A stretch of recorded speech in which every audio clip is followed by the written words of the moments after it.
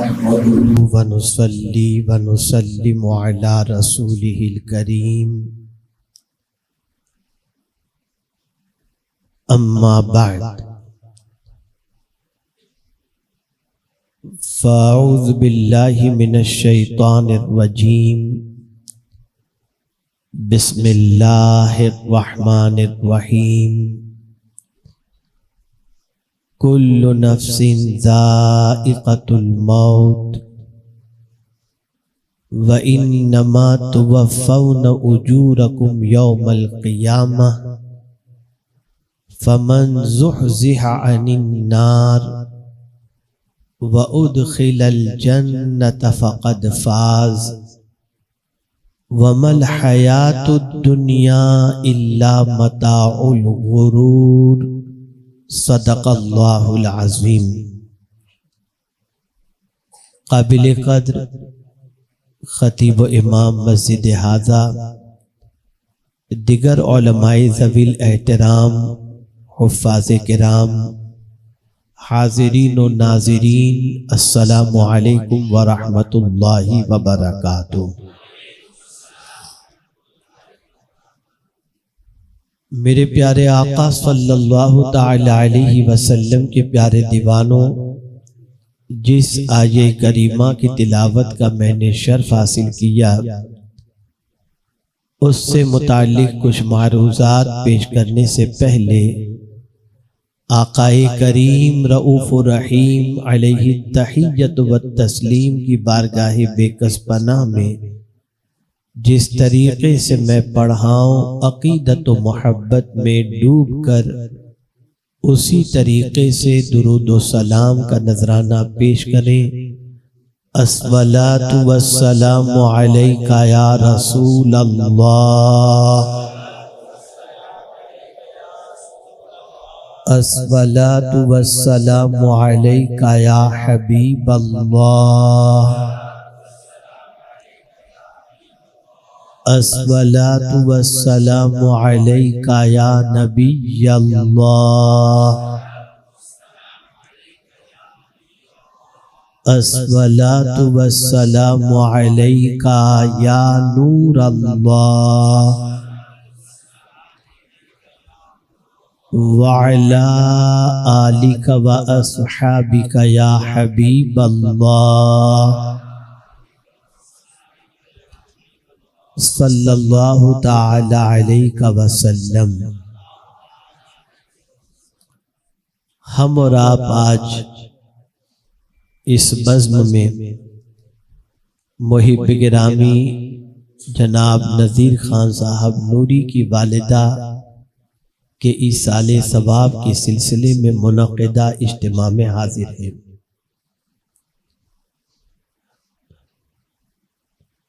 और जाहिर सी बात है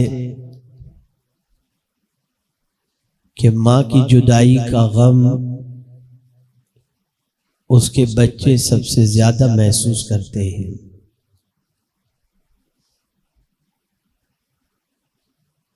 लफ्ज़ जुदाई के बारे में आप सोचें और उसकी मानवियत की तरफ अपनी तवज्जो को मबजूल करें तो आप महसूस करेंगे कि लफ्ज़ जुदाई के अंदर ही कितना दर्द पिन्हा है। एक बेटा 2 साल के लिए कहीं कारोबार के लिए गया और 2 साल के बाद वो कारोबार से छुट्टी पर या मुलाजमत से छुट्टी पर घर वापस आया। 2 महीने की छुट्टी के लिए घर पर आया। आने के बाद उसकी खुशी की कोई इंतहा नहीं, लेकिन जैसे ही उसके जाने के दिन वापस करीब आते हैं और छुट्टियां पूरी होने लगती हैं तो एक एक दिन उसके लिए बहुत ही तल्ख महसूस होता है। माँ की आंखें भी नम होती हैं, बीवी की आंख भी नम होती है और उस जुदाई के लम्हे के तसव्वुर से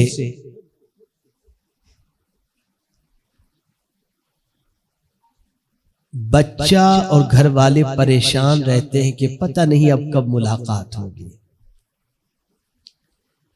इसी तरह से एक बेटी के हवाले से सोचें जिसकी परवरिश उसके माँ बाप ने बहुत अच्छी तरीके से की, रिश्ता आ गया, शादी की तारीख तय हो गई, तो एक एतबार से बच्ची की रुखसती की खुशी होती है कि अल्लाह ने इज्जत के साथ बच्ची का ब्याह कर दिया और हम एक जिम्मेदारी से सुबुकदोश हुए।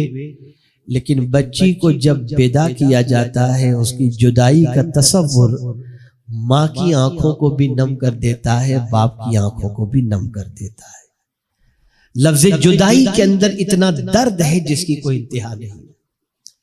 ऐसे ही कोई आशिक रसूल जब मदीने पहुंचता है, एक हफ्ता कयाम कर ले, 15 दिन कयाम कर ले, और जब मदीने के छुटने का वक्त आता है तो उसकी आंखें नम हो जाती हैं कि पता नहीं अब कब सरकार का शहर नसीब होगा।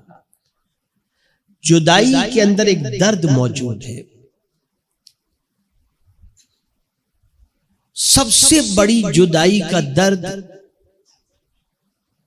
अगर किसी बाप का बेटा इस दुनिया से जवां साल के अंदर कुछ कर जाए तो कई दिनों तक बाप सदमे से बाहर नहीं आता, मां सदमे से बाहर नहीं आती। अब जितनी भी बातें मैंने बताई उनका ताल्लुक खारजी है, अंदरूनी नहीं है। बेटा बाहर रहता है, बच्ची बाहर रहती है, उसका हमारे जिस्म से खूनी रिश्ता भले जरूर हो, लेकिन हमारे और उनके दरमियान फर्क होता है। वो जुदा तो होती है, वो जुदा भी होता है, यानी सारी जुदाई का मामला खारजी होता है। लेकिन एक जुदाई बहुत सख्त तरीन है जिसका ताल्लुक बाहर से नहीं अंदर से है। और वो जुदाई कौन सी है? वो जुदाई है जिस्म से रूह का जुदा होना। आप मुझे बताइए कि बेटा अगर चंद महीनों के लिए जुदा हो तो तबीयत बेचैन हो जाती है। बच्ची ब्याह करके ससुराल चली जाए तो तबीयत बेचैन हो जाती है। जवां साल बेटे का इंतकाल हो जाए तो तबीयत बेचैन हो जाती है। और उसकी जुदाई का गम हमें बेपनाह अजियतें अता करता है। लेकिन आप मुझे ये बताइए, जिस जिस्म के अंदर पैदाइश से लेकर उस वक्त तक हमारे अंदर रूह रहती है, जब वो रूह जिस्म से जुदा होगी उस वक्त की कैफियत क्या होगी?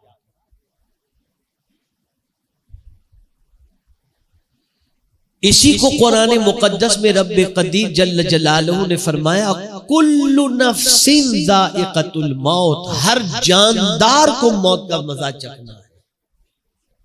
मौत का भी एक मजा है, उसका भी जायका है। कोई जानदार ऐसा है ही नहीं जिसको मौत वाक़ई होने वाली न हो। और आप शायद ये न जानते हो कि जिस्म से रूह का निकलना इतना आसान नहीं है। जिस्म से रूह का निकलना कितना तकलीफ दे है, इसके हवाले से सैयदना फारूक आजम रदी अल्लाहुल मौला तबारक व तआला अन्हु का ये कौल आप समाअत फरमाएं तो आपको महसूस होगा। फारूक आजम रदी अल्लाहु तआला अन्हु ने एक सहाबी रसूल से पूछा, गालिबन हजरत काब से, कि जरा ये तो बताओ कि जिस्म से रूह निकलती है तो कैफियत क्या होती है? तो इरशाद फरमाते हैं, अमीरुल मोमिनीन, किसी कपड़े को अगर कांटे के दरख्त के अंदर डाल दिया जाए और फिर जब उस कपड़े को खींचा जाए तो कपड़ा तार तार हो जाता है, चिथड़े चिथड़े हो जाता है, ऐसे ही जब जिस्म से रूह निकलती है उस वक्त उस बंदे की कैफियत होती है। बल्कि फरमाया गया 360 तलवार के वार उतनी तकलीफ नहीं देते जितनी तकलीफ जिस्म से रूह के निकलते वक्त होती है। आला हजरत अजीमुल बरकत इमाम इश्क व मोहब्बत उस वक्त की कैफियत को जानते थे और खुद कुरान मुकद्दस में रब्बे कदीर ने फरमाया वजाअत सकरातुल मौत बिल हक, सकरात मौत यानी मौत के वक्त की तकलीफ हक है। उस तकलीफ के वक्त जब जिस्म से रूह के निकलने की है, कौन सी चीज हमें राहत पहुंचा सकती है? तो आला हजरत अजीमुल बरकत इमाम इश्क व मोहब्बत कहते हैं या इलाही भूल जाऊं नज़ा की तकलीफ, या इलाही भूल जाऊं नज़ा की तकलीफ को, शादिये दीदारे हुस्न मुस्तफा का साथ हो। यानी जब जिस्म से रूह निकल रही हो तो उस वक्त की तकलीफ को मैं ऐसे भूल जाऊं, अगर आपका रुख ज़ैबा मेरी नजरों के सामने हो और मेरी रूह निकल रही हो तो मेरी सारी नज़ा की तकलीफ दूर हो जाए, बल्कि वो तकलीफ को भी अल्लाह खुशियों में तब्दील फरमा दे। मौत बरहक है। जितने भी गुनाह आज हो रहे हैं मौत को भूलने की वजह से, जितनी भी इबादतों में सुस्ती हो रही है मौत को भूल जाने की वजह से, जितनी भी आवारा गर्दी हो रही है मौत को भूल जाने की वजह से, हुकूक की पामाली जितनी हो रही है मौत को भूल जाने की वजह से, मेरे प्यारे आका सल्लल्लाहु अलैहि वसल्लम के प्यारे दीवानों, हमें का कोई नहीं जानता कहां और कब मरेंगे। वमा तदरी नफ्सुम बिअय्यि अर्दिन तमूत, तुम नहीं जानते किस जमीन पर तुम्हारी मौत वाक़े होगी। अभी कारी गौस पढ़ रहे थे, उनके भाई मरहूम कारी रियाजुद्दीन साहब, उन्होंने सोचा भी नहीं था कि बरतानिया में मेरी मौत वाक़े हो, लेकिन मौत वाक़े हो गई। कोई नहीं जानता।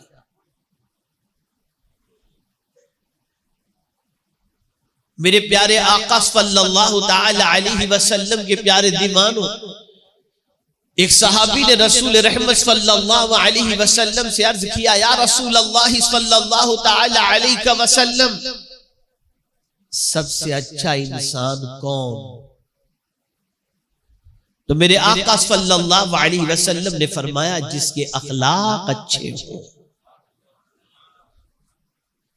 वो सबसे अच्छा इंसान।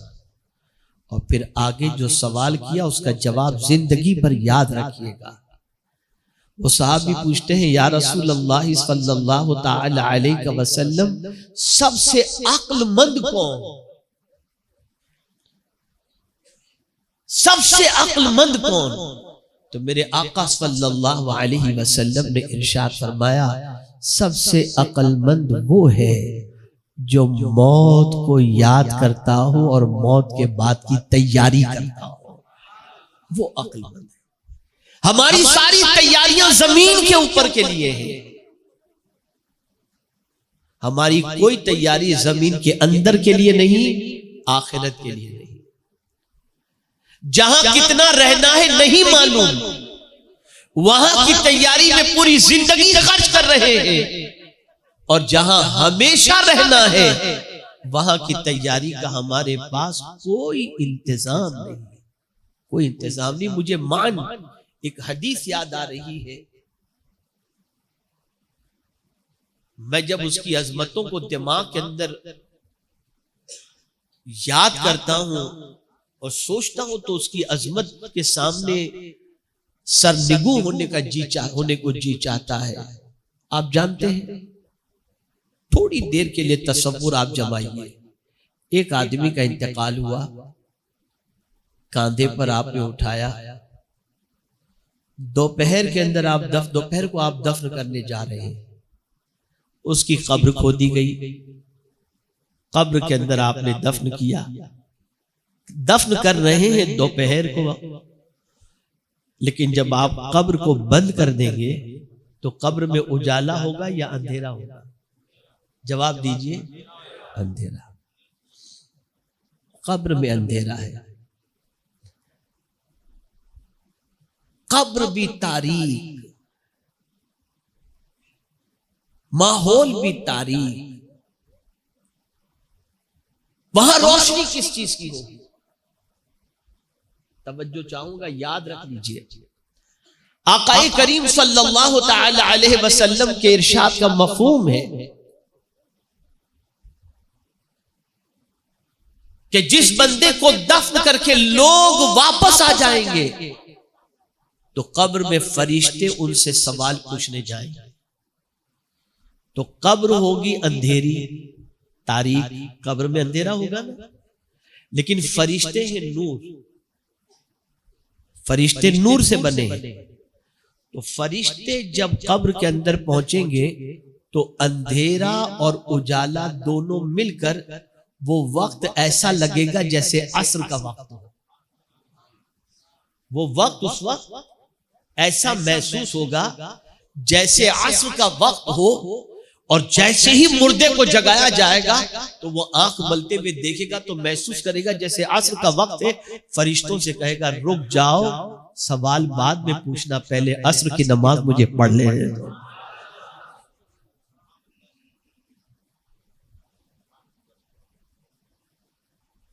क्या चीज कब्र में काम आ रही है? ये नमाज काम आ रही है, अल्लाह की बंदगी काम आ रही है।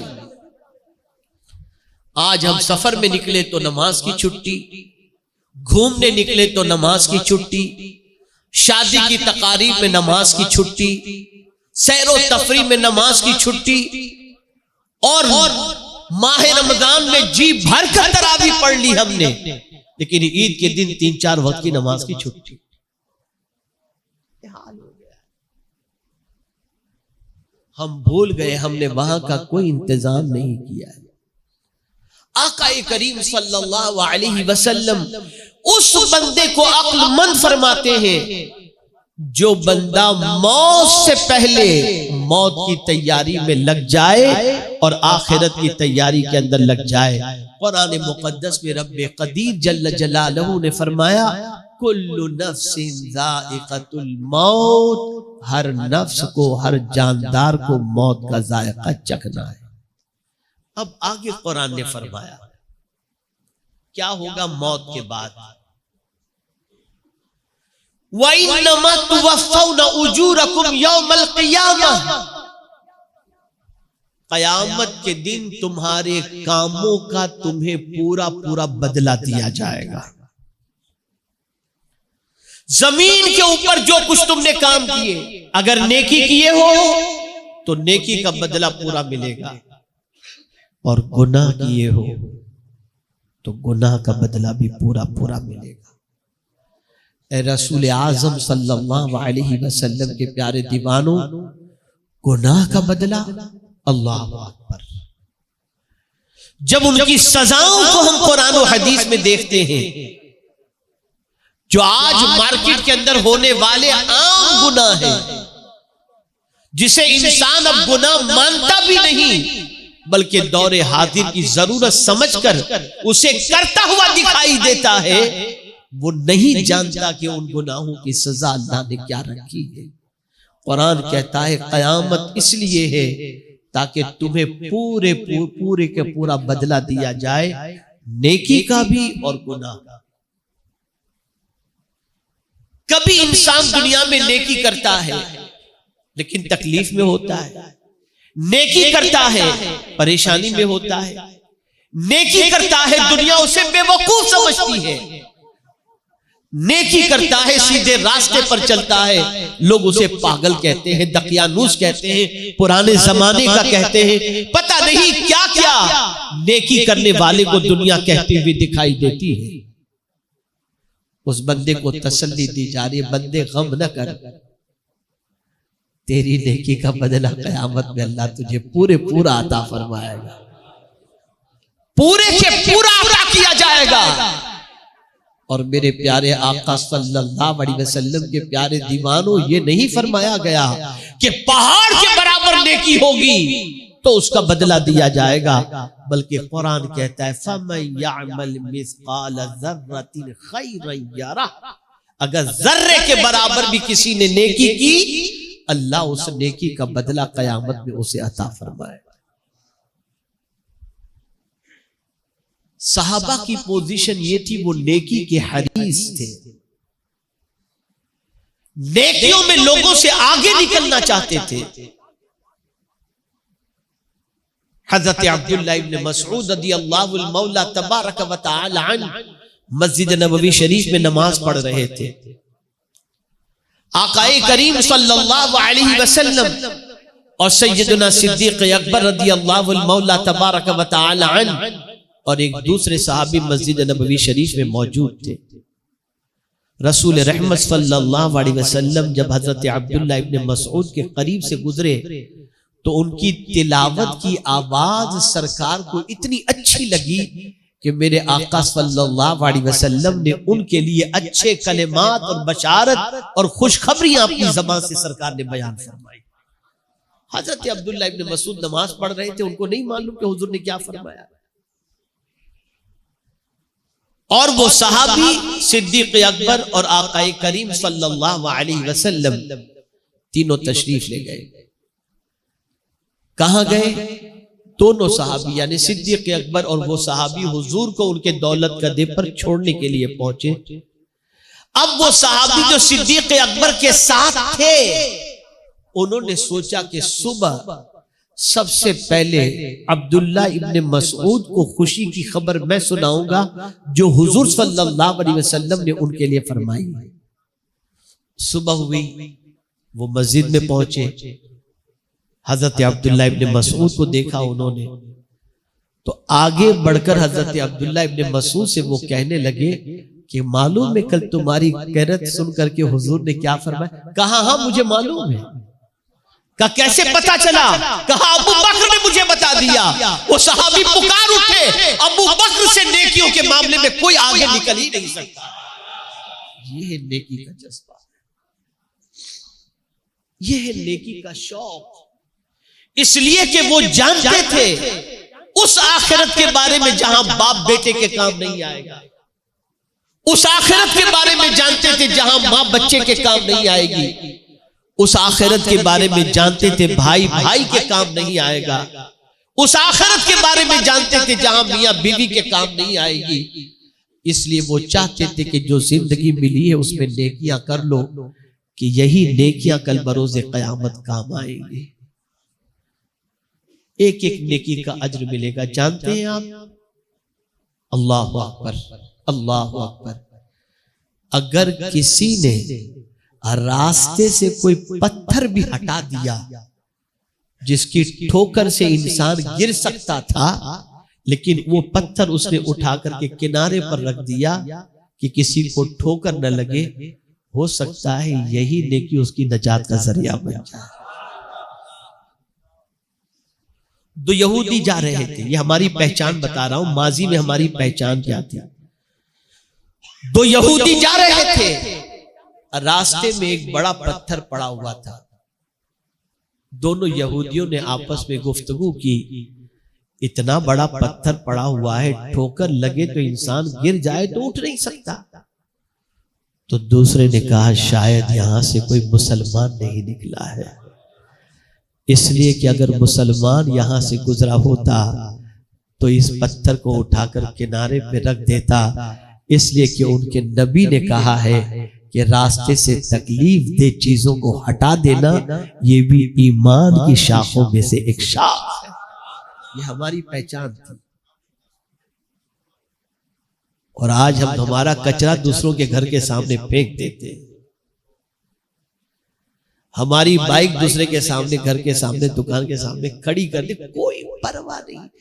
जीने का वो अंदाज हमने इख्तियार किया है कि कहीं से भी इस्लाम की कोई खुशबू तक हमारी जिंदगी से लोगों तक पहुंचती हुई दिखाई नहीं देती। नेकी के हरीस बनो।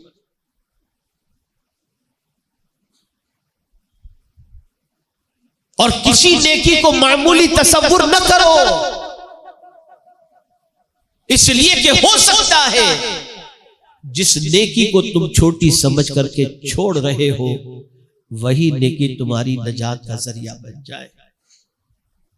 तो कुरान ने कहा व इन्नमा तुवफ़्फ़ौना उजूरकुम यौमल क़ियामह, क़यामत के दिन तुम्हें पूरा पूरा अज्र दिया जाएगा, यानी तुम्हारी नेकियों का भी और तुम्हारी बुराइयों का भी। अब यहां बुराई के बारे में बता दूं, आदमी कहता है यार फला शराब पीता है, कोई टेंशन नहीं, फला दादागिरी करता है, कोई टेंशन नहीं।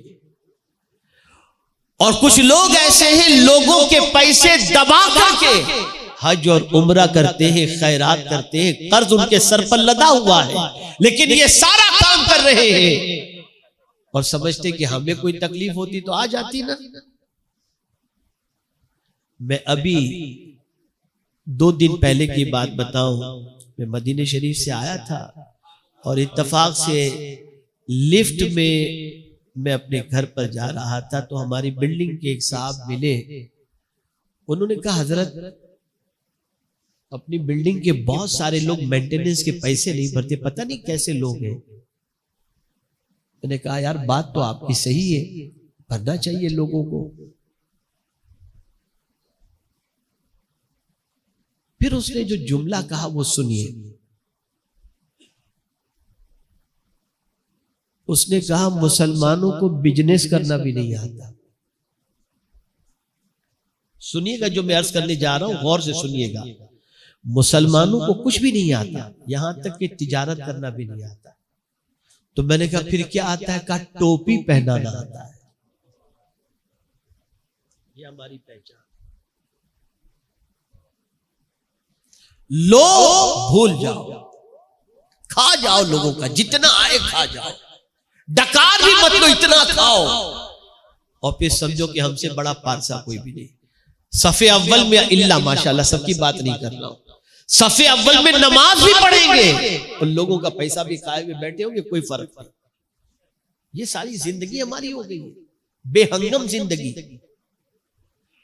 आदमी समझता है गुनाह कर रहा हूं और गुनाह पर कोई पकड़ नहीं हो रही, गुनाह पर कोई तकलीफ नहीं आ रही, गुनाह पर कोई मुसीबत नहीं आ रही, तो आदमी समझता है कि अब मुझे क्या है यार, अगर कोई परेशानी होती तो यही आ जाती। तो अल्लाह फरमाते हैं नहीं, एक दिन है जिसमें पूरा पूरा गुनाह का बदला दिया जाएगा, और जब वहां बदला दिया जाएगा तो दुनिया की कोई ताकत तुम्हें वहां छुड़ाने वाली नहीं होगी। इसलिए सहाबा छोटे गुनाह से भी डरते थे और उससे भी बचने की कोशिश करते थे। अब एक और तसव्वुर कुरान ने इसी आयत में अता किया, और वो तसव्वुर क्या है? तो वो तसव्वुर ये है कि इंसान कामयाबी के अलग अलग ज़ाब्ते अपने एतबार से बना के रखा है।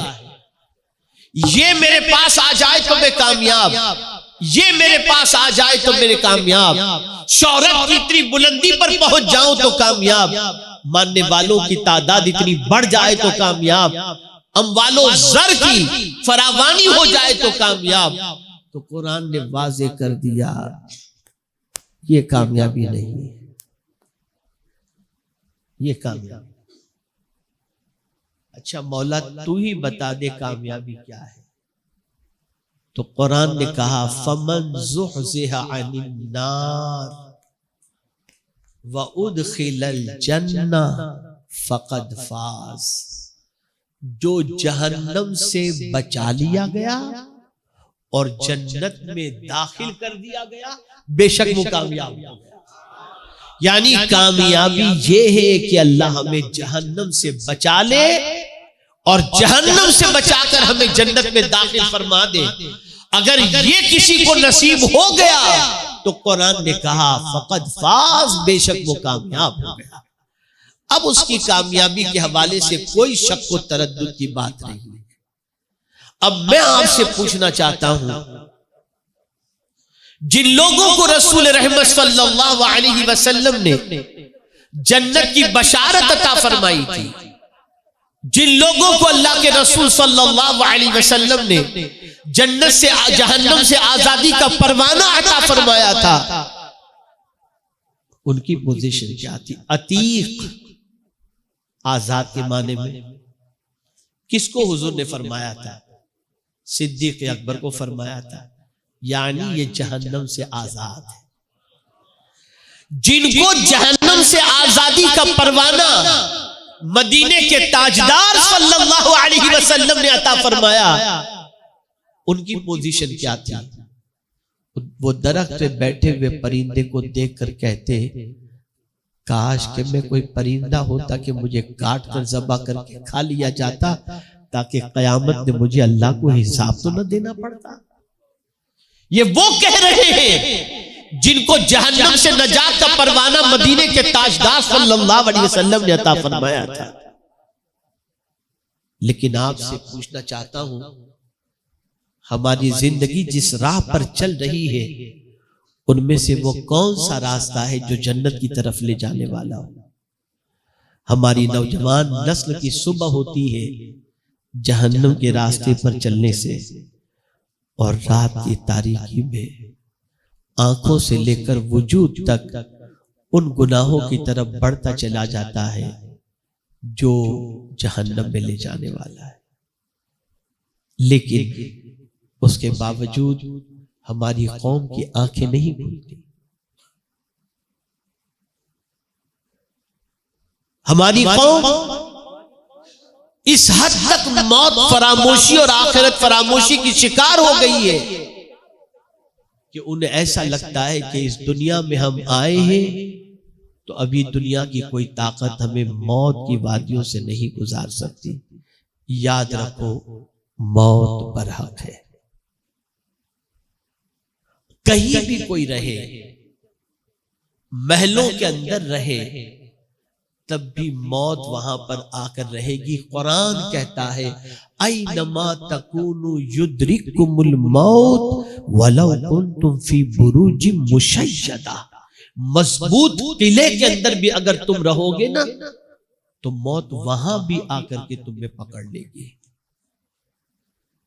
हुजूर सल्लल्लाहु अलैहि वसल्लम से रब ने फरमाया, कुल, कह दो, इन्नल मौत अल्लज़ी तफिर्रून मिन फ़इन्नहु मुलाक़िकुम।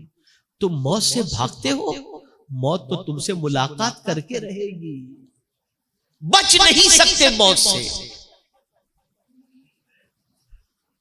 तो अक्लमंद इंसान वो है जो मौत को याद करके आखिरत की तैयारी करे, जो मौत को याद करके आखिरत में काम आने वाले आमाल की तरफ मुतवज्जह हो जाए, जो मौत को याद करने के बाद अल्लाह अज़्ज़ा व जल और उसके रसूल सल्लल्लाहु अलैहि वसल्लम के फरामीन पर अमल पैरा हो जाए। मेरे प्यारे आका सल्लल्लाहु ताला अलैहि वसल्लम के प्यारे दीवानों, खुद हुजूर सल्लल्लाहु ताला अलैहि वसल्लम अपनी उम्मत की तालीम के लिए दुआ किया करते थे। क्या दुआ करते थे? अल्लाहुम्मा हव्विन अलैया सकरातिल मौत। ए अल्लाह, मौत की तकलीफ मुझ पर आसान फरमा। आपको मालूम है रूह कहां से निकलती है? इंसान के जिस्म से रूह के निकलने का आगाज कहां से होता है? सर से होता है, हाथ से होता है, पैर से होता है। रूह के निकलने का आगाज कहां से होता है? बोलिए, क्यों? आपने बकरीद के मौके पर देखा होगा, जानवर को जब ज़बा करते हैं ना, तो जानवर पैर हिलाता है, पूरी ताकत से उठने की कोशिश करता है, भागने की कोशिश करता है। हमारे हाजी अलाउद्दीन साहब मौजूद हैं, हम लोग हज में साथ में थे। हमने एक ऑस्ट्रेलिया का बैल खरीदा था कुर्बानी के सिलसिले में। छुरी चलाने के बाद वो भागा, उसको पकड़ने के लिए दौड़ना पड़ा उसके पीछे।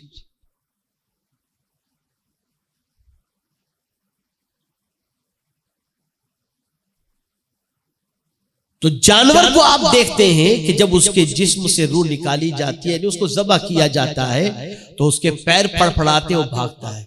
मेरा करीम इंसान के पैर से रूह निकालता है ताकि बंदा भाग भी न सके, भाग भी न सके। सोचो आकाए करीम सल्लल्लाहु अलैहि वसल्लम ने इरशाद फरमाया, जो शख्स दिन में 70 मरतबा अपनी मौत को याद करे, अल्लाह ताला शहादत की मौत उसे अता फरमाएगा और कल बरोज़े क़यामत सैयदुश्शुहदा सैयदना अमीर हमजा रज़ी अल्लाह ताला अन्हु के साथ उसका हश्र फरमाएगा। कुछ भी करो ये सोचो मौत इस हाल में वाक़ई हो सकती है और आप नहीं जानते मौत की तलखियां, मौत के वक्त का मंजर, अल्लाह अकबर, कि वो ईमान के सिलसिले में इतना सख्त तरीन वक्त होता है कि बड़े से बड़े पारसा और बड़े से बड़े ताजदार और बड़े से बड़े औलिया उस वक्त के तसव्वुर से कांप जाते थे। और ये भी याद रखिएगा, एतबार खातिमे का है। पूरी जिंदगी अगर कोई इबादत कर रहा है लेकिन अगर खात्मे के वक्त उसकी जबान पर कलेमा नहीं, या यूं समझ लीजिए ईमान पर उसकी मौत वाक़ई नहीं हुई, तो उसकी जिंदगी की इबादत का कोई फायदा नहीं। खातिमा खातिमे का एतबार है। एक बुजुर्ग, अल्लाह अकबर अल्लाह अकबर, विलायत के ऊंचे मकाम पर फाइज थे। फरमाते हैं कि मौत से पहले सकरात के वक्त इतनी मुझे प्यास लगी कि अगर 7 समंदर का पानी मुझे पिला दिया जाता ना, तब भी मेरी प्यास न बुझती। और मेरे पास कोई पानी पिलाने वाला न था और मैंने देखा कि शैतान अपने हाथों में पानी का गिलास लेकर के खड़ा है और कहता है कि एक बार मुझे खुदा कह दे, मैं तुझे पानी अता कर दूंगा। वो फरमाते मेरी आंखों से आंसू निकल गए और मैं परेशान हुआ कि या अल्लाह, मैं क्या करूं, शिद्दत प्यास से मेरा हलक सूख रहा है, ले लूं या छोड़ दूं। उसी वक्त वो बुजुर्ग फरमाते हैं कि जिस दुरूद का मैं विर्द किया करता था, वो दुरूद मुझे उस वक्त काम आया कि एक नूरानी शक्ल वाले बुजुर्ग तशरीफ लाए और उन्होंने मुझे पानी पेश किया। मैंने उसको ठुकरा दिया, उनके हाथ से पानी ले लिया और मैंने पानी नोच फरमा लिया। तो अब आप देखें, उसके बाद वो फरमाते हैं अल्लाह ने ईमान पर मेरा खातिमा फरमाया। और वो बुजुर्ग फरमाते हैं ख्वाब में अपने मानने वाले से, बेटा वो वक्त बड़ा कठिन होता है जब रूह का जिस्म से निकलने का वक्त होता है। उस वक्त फरिश्ता, उस वक्त शैतान पूरी एड़ी चोटी का जोर लगाता है।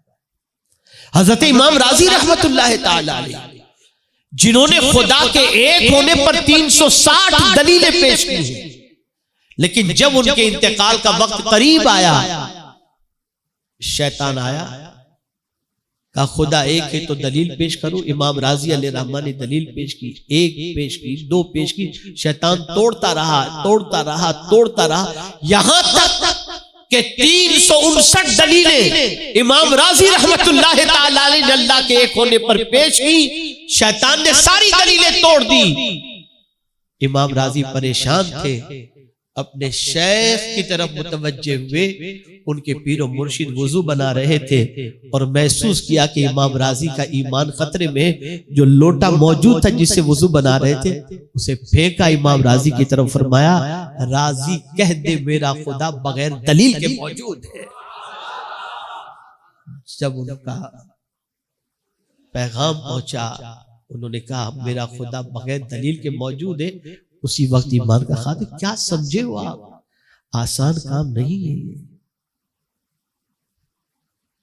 आसान काम नहीं है। जान दे करके भी अगर ईमान बचता हो तो ईमान की हिफाजत करनी चाहिए। और मेरे प्यारे आका सल्लल्लाहु ताला अलैहि वसल्लम के प्यारे दीवानों, मौत बरहक है, मौत से कोई फरार इख्तियार नहीं कर सकता। आका करीम सल्लल्लाहु अलैहि वसल्लम ने फरमाया अक्लमंद इंसान वो है जो मौत को कसरत से याद करे और मरने के बाद की तैयारी करे। हम कितने अक्लमंद हैं, हम खुद अपने आप के बारे में सोच सकते हैं। और कुरान ने फिर आगे फरमा दिया, वमल हयातुद दुनिया इल्ला मताउल गुरूर। ये दुनिया की जिंदगी क्या है? ये एक धोखे का सामान है, धोखे का सामान। क्या है ये दुनिया की जिंदगी? आप जरा सोचो, बहुत सारे ऐसे जनाजे आपने देखे होंगे कि बाप का इंतकाल हुआ, भाइयों में झगड़े शुरू हो गए, कितना हिस्सा मेरा, कितना हिस्सा मेरा, कितना हिस्सा मेरा। और इसी झगड़े के अंदर भाई कहता है बाप का जनाजा उस वक्त उठेगा जब मेरा हिसाब मेरे हिस्से में आ जाए। यह है दुनिया, यह है दुनिया।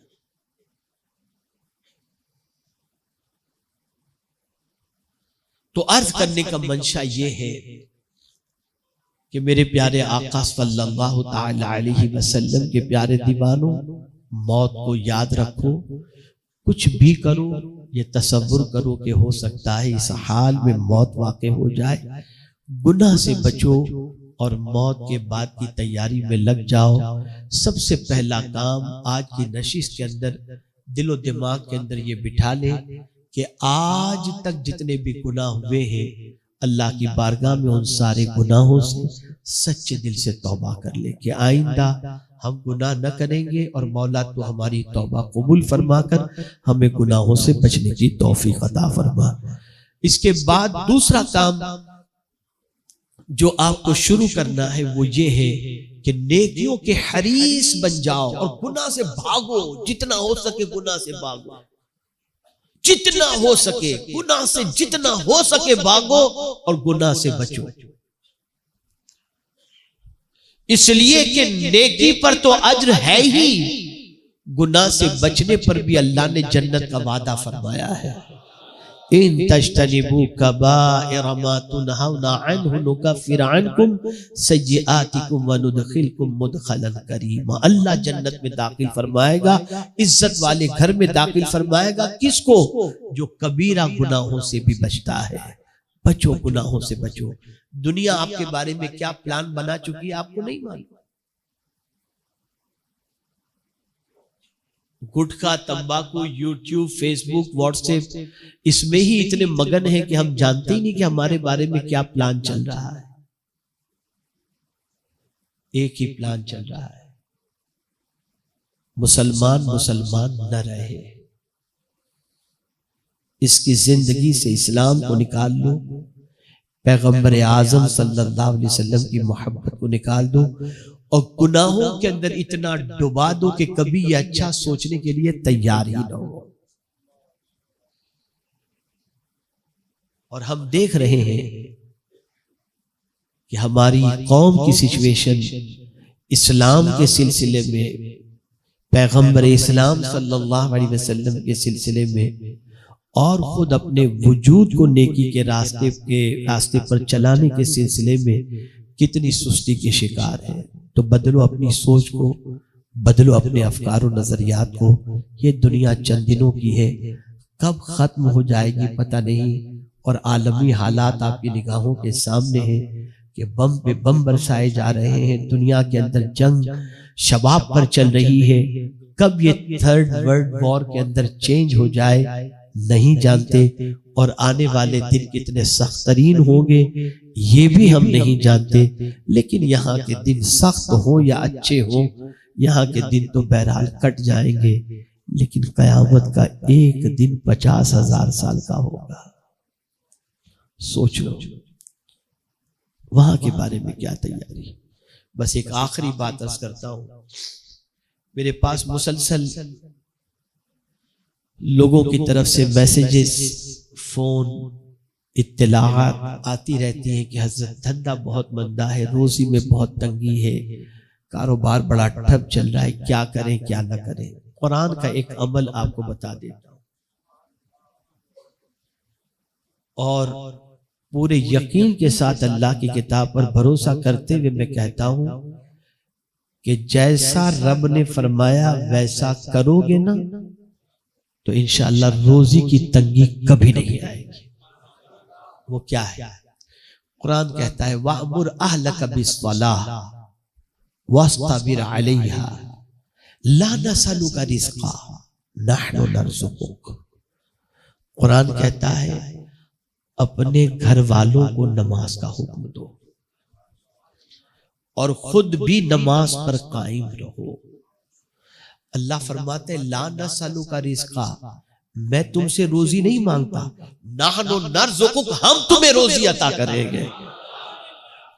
अल्लाह वादा खिलाफी नहीं फरमाता।